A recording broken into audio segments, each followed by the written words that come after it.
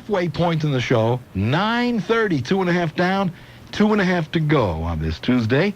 It is October number 1, 2011, 2013, that is. Where am I? 2 years behind, actually.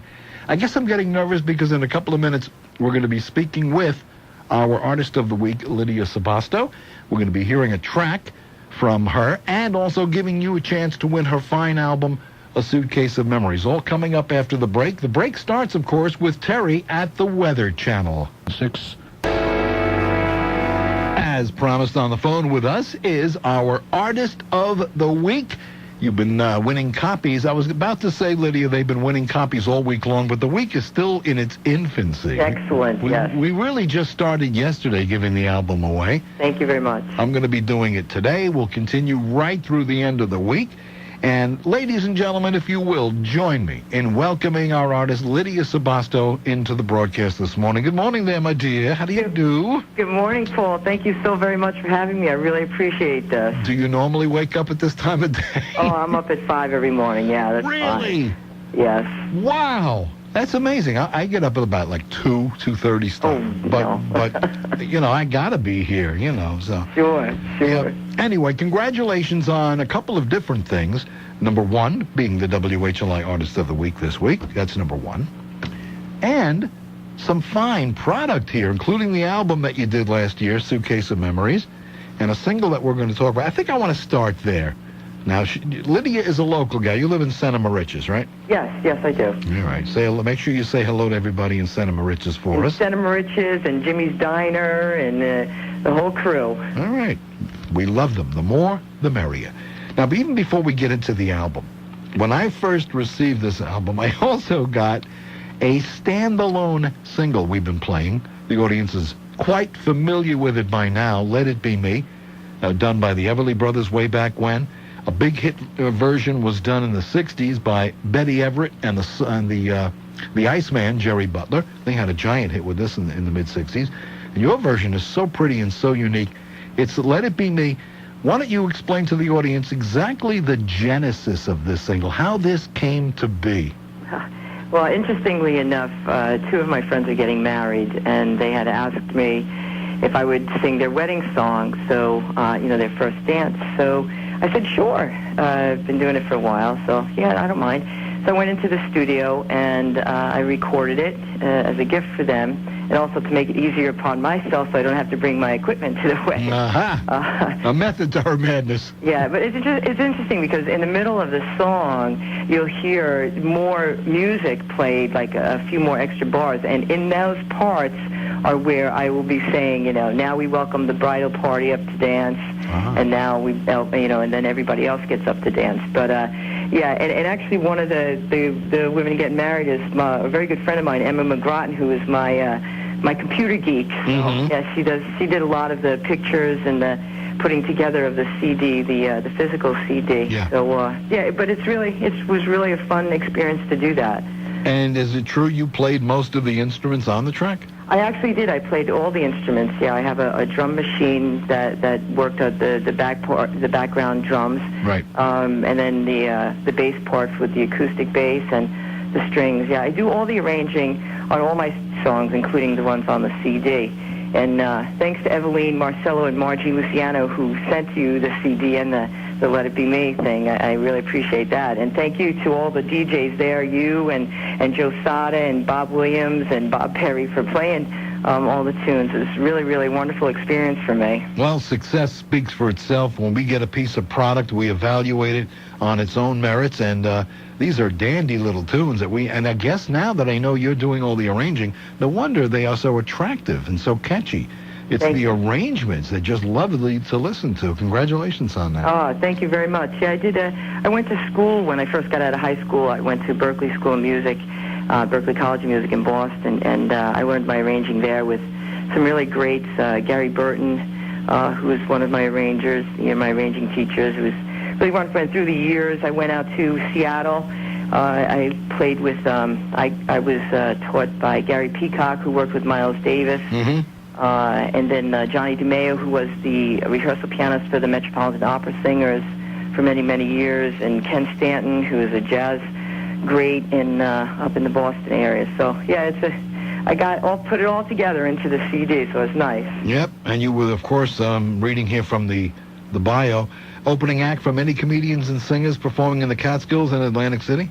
Yes, actually, yeah, I did that, and I opened up, I was with a band called Garbo, and we opened up for the Marvelettes at a couple of places up and down the East Coast, and also with another band, Wanda and the Way It Is, opened up for Martha Reeves out here on Long Island at one gig. So yeah, it was a lot of fun. That's great. You were on the Joe Franklin Show years ago? Joe Franklin Show with Joni Rapp, yes, I was, yeah. And it's interesting because all the venues, I was always the background person, which was fine with me. I didn't mind it. Right. So it's kind of fun and exciting being the solo artist and the upfront person now. Yeah, definitely. All right, now about this album I'm holding. Sure. Suitcase of Memories was done last year, right? In 2012?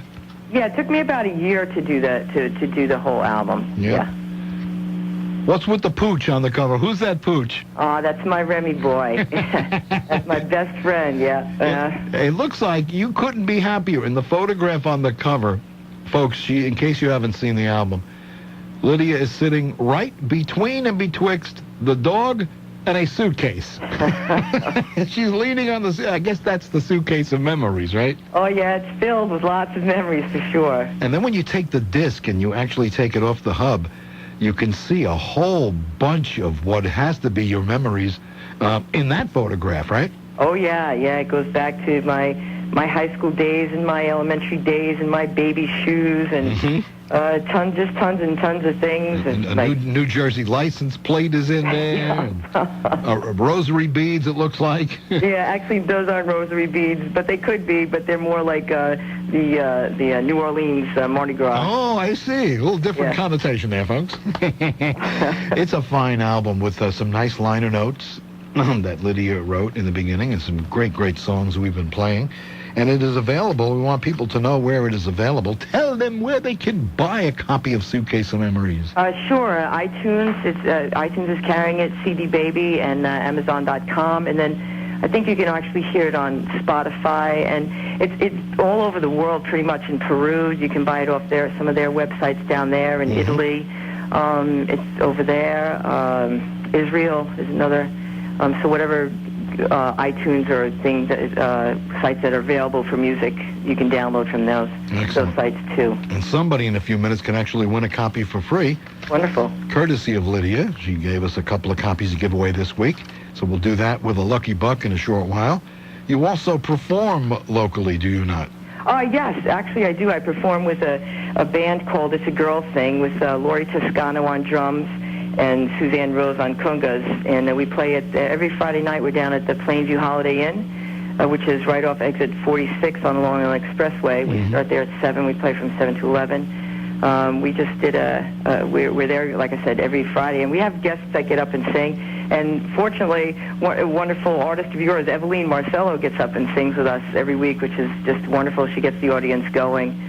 And we'll be there New Year's Eve also. They've asked us to play there. So every Friday night down at Plainview Holiday Inn. That's a landmark. That place has been there forever. Oh, yeah, it has. You can't miss it. When you get off the expressway, even from the expressway at that particular event, you can see that. That's just been there forever. Yep, for sure. That's every Friday night. And when does that gig start usually? About 7 o'clock we start. All right. Good. I'm going to get a chance one of these days to make my way down there. Well, I certainly hope you do. Sit down and take in a performance of Lydia Sabosto.